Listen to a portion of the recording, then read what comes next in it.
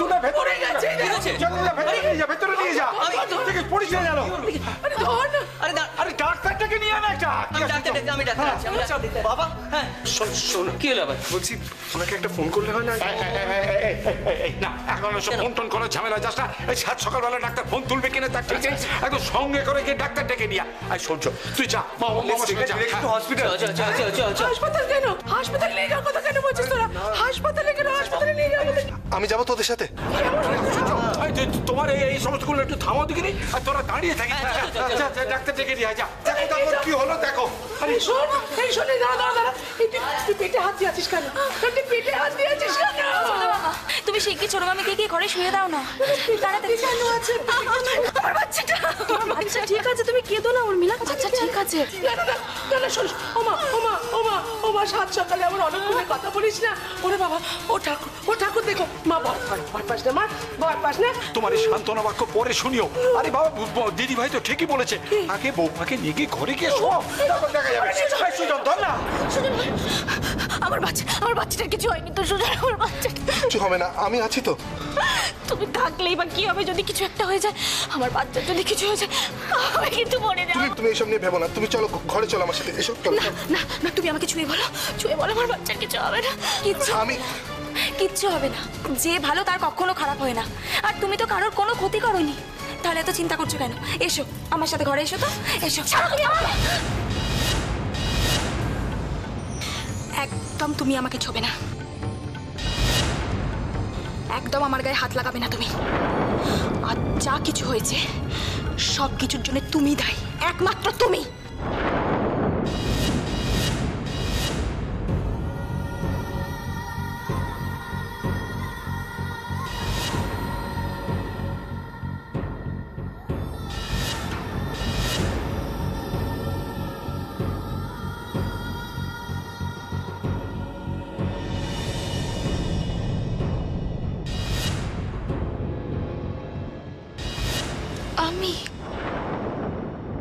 হ্যাঁ ঠাম্মি, তুমি আমার এগেইনস্টে তুমি বাবাকে ভুল বুঝিয়েছো।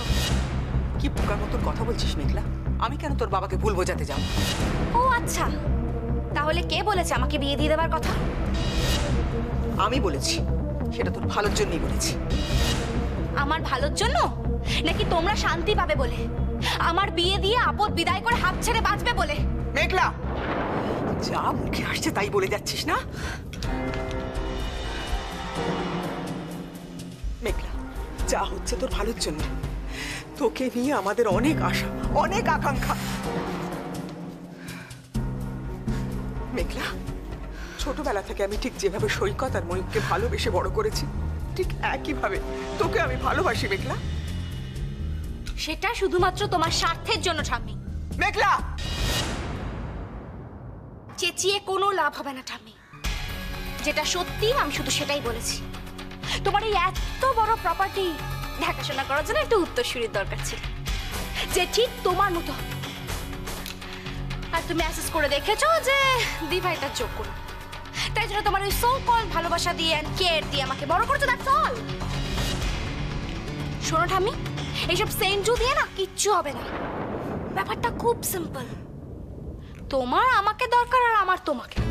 সো এরপর থেকে আমরা কেউ কারোর পথের কাঁটা হব না। আর বাবাকে বলে দিও হ্যাঁ, যে মিঠি বিয়ে করবে না।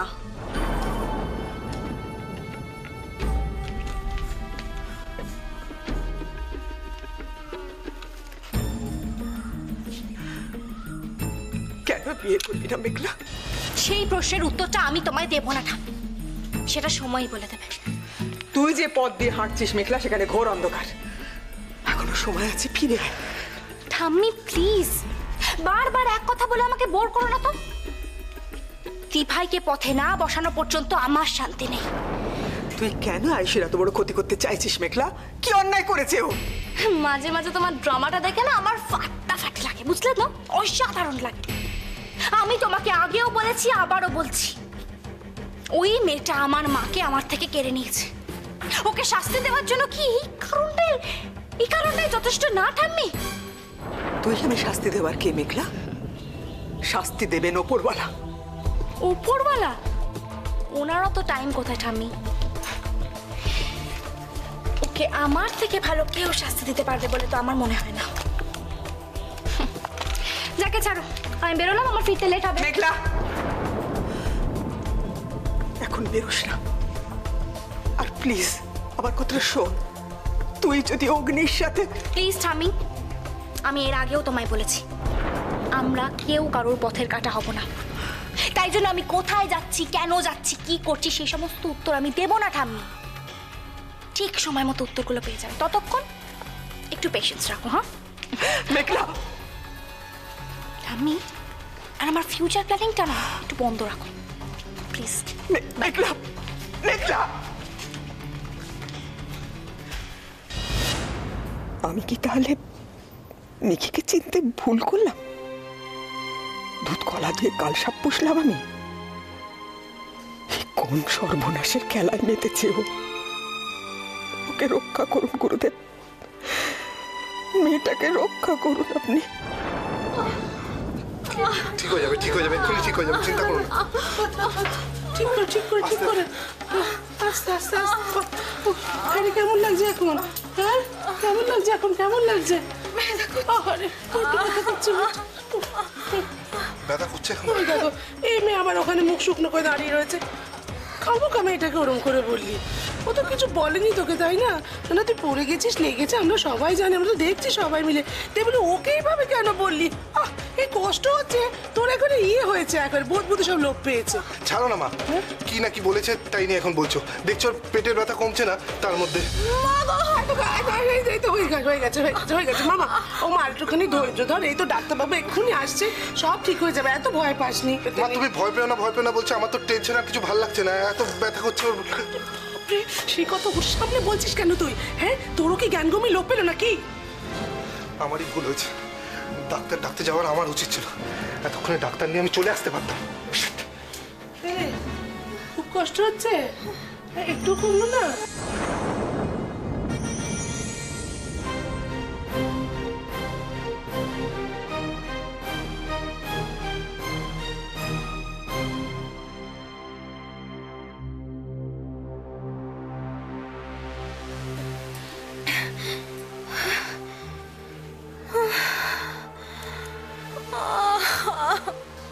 একটা ডাক্তার ডাক্তারদের এতক্ষণ লাগে? হ্যাঁ, তিনজনে মিলে গেছে ডাক্তার ডাক্তার, কোথায় যে যায় কি করে? উফ, মাথার মধ্যে এই যে সন্দীপ, কোথায় ছিলি বলতো এতক্ষণ? হ্যাঁ, আমি তো দিকে চিন্তায় চিন্তায়। বাবা পরে হবে, তুমি আগে বলো উর্মিলা কোথায়? ওই তো সুজনটা নিয়ে গিয়ে ওই ঘরে শুয়েছে। ডাক্তারবাবু আসুন একটু, এই তোর একটু থাক এখানে, আসুন। আশ্চর্য, কি যে আমার বাড়িতে হচ্ছে একটার পর একটা ঘটনা। ও আর আচ্ছা দাদু ভাই, তুমি টেনশন করছো কেন বলো তো? তুমি তো সবসময় বলো ভগবান আছে, তাহলে? আমি জানি দাদু ভাই যে ভগবান আছেন, কিন্তু এটা আমি বুঝতে পারছি না যে তার কখন কি মর্জি হয়। আচ্ছা আচ্ছা ঠিক আছে, তুমি এখন একটু শান্ত হয়ে বসো প্লিজ দাদু। ডাক্তারবাবু এসছে। আসুন এই আসুন চেয়ারটা দাদা, আসুন আসুন। দেখি দেখি। একটু সরে সরে একটু সরে একটু সরে একটু সরে। দাদা ওখানে বসুন বসুন। হ্যাঁ ঠিক আছে ঠিক আছে, আপনি ব্যস্ত হবেন না, উঠান, দেখছি কি ব্যাপার।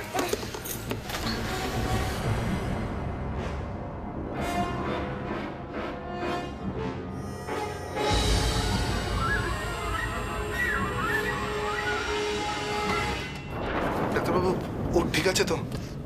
কোমরে একটা চোট লেগেছে, তো আমি যা দেখছি তাতে এই ঝুঁকে বা নিচু হয়ে ভারী কোনো জিনিস কাজকর্ম করা চলবে না। সব থেকে ভালো হয় যদি ও কয়েকটা দিন কমপ্লিট বেড রেস্টে থাকে। আসলে আমাদের চিন্তাটা অন্য জায়গায়, বুঝলেন তো দাদা, মানে বাচ্চা হবে তো তাই ভয় লাগছে, মানে পড়ে গেল, মানে বাচ্চাটা ঠিক আছে এটা জানতে পারলে নিশ্চিন্তে আর কি। সুজন, আমার বাচ্চা। কিছু হয়নি, সব ঠিক আছে, তুমি চিন্তা করো না প্লিজ। আচ্ছা উনি যে প্রেগনেন্ট, সেটা কি আপনারা কোনো প্রেগনেন্সি টেস্ট করে কিছু জানতে পেরেছেন?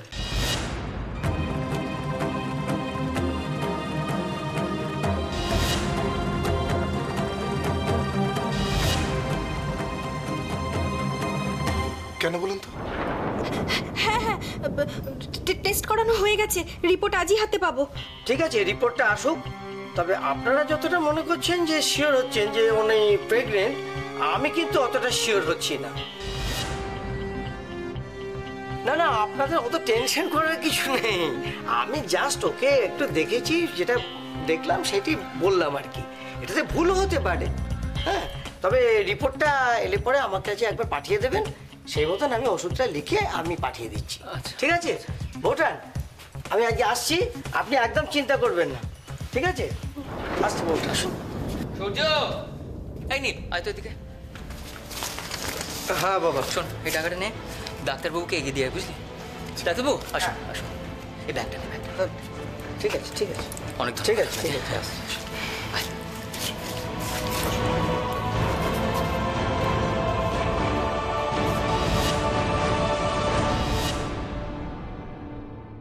তোমার ব্যথাটা কমেছে? এটা কেমন ডাক্তার আনলে বলো তো? এটা তো ভালো ডাক্তারও আনতে পারতে। এতক্ষণ ধরে দেখলো কিন্তু বুঝতে পারলো না আমি প্রেগনেন্ট কিনা, নাকি নাকি আমার বাচ্চাটা সুজন, আমার বাচ্চাটা।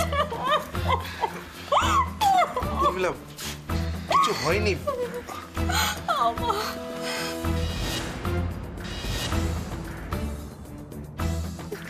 উর্মিলা, ভয় পেও না, রিপোর্টটা আসতে দাও। হতেও তো পারে। কি হতে পারে বৌদি? আমি প্রেগনেন্ট নই। দেখো, তোমারও তো ভুল হতে পারে। তুমি একটা মেয়ে হয়ে এই কথাটা বলতে পারলে? আমার পেটে বাচ্চা আছে কিনা এটা এটা আমি বুঝতে পারবো না? আমি ওকে ফিল করতে পারি, ওর নিঃশ্বাস নিচ্ছে সেটা আমি বুঝতে পারি। এটা কি করে সম্ভব? মানছি তুমি প্রেগনেন্ট, কিন্তু এত তাড়াতাড়ি তো এসব জানা সম্ভব নয়। মানে মানে তুমি কি বলতে চাইছো? আমি মিথ্যে কথা বলছি? সুজন শোনো, দেখতে পাচ্ছ তো তুমি যে বৌদিকে ভগবান রূপে দেখতে, যাকে তুমি এত শ্রদ্ধা করতে, সে চায় না তোমার বাচ্চা হোক। উর্মিলা, হাই উর্মিলা, সব কি বলছিস তুই? এসব কি বলছিস তুই জুয়ের নামে? আমি ঠিকই বলছি। আমি বৌদিকে এবং তোমাদের সবাইকে খুব ভালো করে চিনে গেছি। বৌদি, আয়ুষী, এরা সবাই ভাবছে আমি এই বাচ্চাটাকে নিয়ে নাটক করছি। ভাবুক ভাবুক, যার যা ইচ্ছা সেটাই ভাবুক, আমার তাতে কিচ্ছু যায় আসে না। কিন্তু একটা কথা আমি বলে দিচ্ছি, তোমার বাচ্চার যদি কিছু হয়। আচ্ছা উর্মিলা, তোমায় কে কি এমন কথা বলেছে যে তুমি এই ধরনের কথা বলছো? তোমার শরীর খারাপ, তুমি চুপচাপ শুয়ে রেস্ট নাও।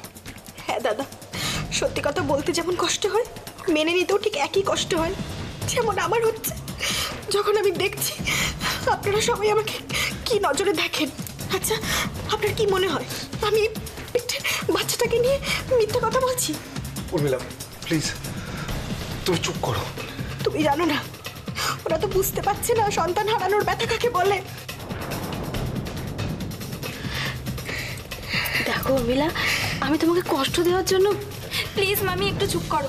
ছোট মামি শরীরটা ভালো না, ওকে একটু একা থাকতে দাও। এসো আমার সাথে মামি, প্লিজ এসো আমার সাথে। বাবা, এখন সবার সামনে এইসব কথা বলছে? হ্যাঁ, খুব কষ্ট হচ্ছে না আমার জন্যে? তাহলে তখন উঠোনে ইচ্ছা করে অতখানি জল ফেলে রেখেছিলে কেন?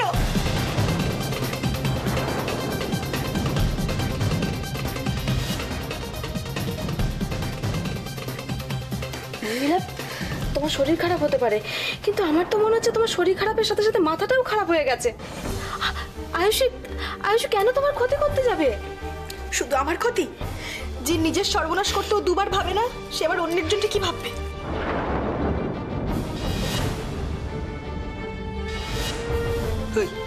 এই সুজন, তুই চুপ করে আছিস কেন রে? ও এসব কি বলছে?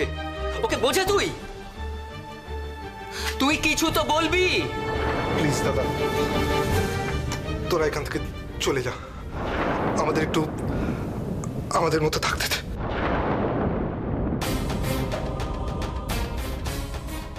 তোরা আমরা কবে থেকে আলাদা হয়ে গেলাম সুজন?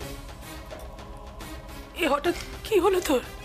হঠাৎ করে কিছু হয়নি মা, তোমরা দেখছো ও ব্যথায় কাতরাচ্ছে, এখনো বোঝা যাচ্ছে না ওর কি হয়েছে না হয়েছে, আর তোমরা সেই আয়ুষীকে কি বলেছে সেই নিয়ে তোমরা পড়ে আছো। এই সুজন, তোর যদি ডাক্তারবাবুর কথা বিশ্বাস না হয়, তুই জানা গিয়ে আর একজন ভালো ডাক্তারকে ডেকে আন, এনে দেখা। অন্য ডাক্তার যদি এসে বলে আমাদের বাচ্চার কিছু হয়েছে, তাহলে তুই কিছু করতে পারবি? বল, যা ক্ষতি হবার তো আমাদের হবে, তাই না? সুজন, এসব কি বলছিস তুই? ঠিক আছে, চলে এসো তো, তোমরা সবাই চলে এসো, ঘর ফাঁকা করে দাও।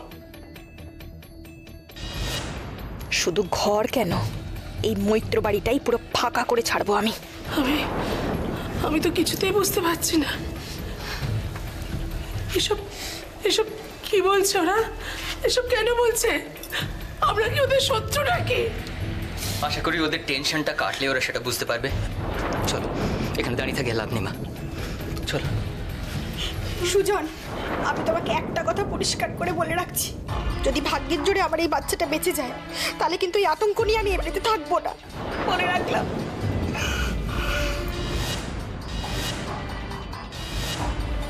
হয় এই বাড়িতে আয়ুষী থাকবে, না হয় আমি থাকবো।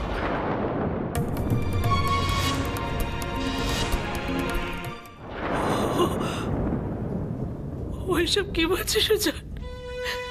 এসব কথার মানে কি? কি বলছি, কেন বলছি সেটা বুঝতে পারছো না? জন্মে থেকে যেখানে যেখানে গেছে সেখানে সর্বনাশ ডেকে এনেছে। প্রথমে নিজের ঠাকুমা, তারপর নিজের বাবা, আর এখন এখানে এসছে আবার সর্বনাশ করতে।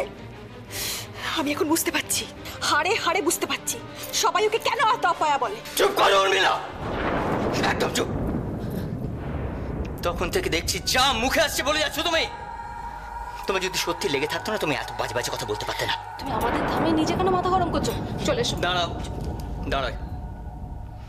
ও এতক্ষণ সুজনকে ওর মনের কথাটা পরিষ্কার করে শুনিয়েছে, এবার আমি ওকে আমাদের কথাটা পরিষ্কার জানাতে চাই। উর্মিলা, তুমি কি পরিবেশে বড় হয়েছো আমি জানি না, জানতে চাইও না, কিন্তু এ বাড়ির পরিবেশ আর 10টা বাড়ি থেকে আলাদা। এ বাড়িতে থাকতে গেলে তোমাকে এ বাড়ির সংস্কার মেনে চলতে হবে। সুদীপ, সুদীপ, এসব কথা এখন কেন বলছিস? এসব কথা কেউ এখন ওর কানে ঢুকবে? ঢুকুক না ঢুকুক ওকে শুনতে হবে বাবা। ও আর কোনো অন্যায় করার আগে ওকে জানতে হবে এ বাড়ির রীতিগুলো কি। এ বাড়িতে চরম বিপদের দিনেও না অন্য কারোর বিপদে আমরা তার পাশে গিয়ে দাঁড়াই, দুবারও ভাবি না। আমাদের অভাবের দিনে কোনো ভিখিরি এলে সে না খেয়ে বাড়ি থেকে যায় না। কেন জানো? কেননা আমরা অতিথিকে ভগবান রূপে দেখি। এমনকি চন্দনের মতন অত্যন্ত অসৎ লোকের মেয়ে হওয়া জানা সত্ত্বেও তোমাকে এ বাড়ির লোকেরা আপন করে নিয়েছে, ভালোবেসেছে। সেই বাড়ির বউ হয়ে তুমি এই কথাগুলো বলতে পারলে একবারও তোমার বাঁধলো না? তুমি তুমি এতটা নিচে নামতে পারলে? সুজন, তোমার সামনে সবাই আমাকে এতগুলো কথা শোনাবে, আর তুমি চুপ করে থাকবে, একটাও কথা বলবে না? আচ্ছা, আমি আমার কথাগুলো বলে এমন কি ভুল করেছি বলো? কি অন্যায় করেছি? সবাই আমাকে যা নয় তাই বলে যাচ্ছে। আমি এই বাড়ির কেউ নই। তোমার কি কোনো দায় নেই আমার সম্মান রক্ষা করার? আছে, তবে সেটা দায় নয়, আমার কর্তব্য, দায়িত্ব।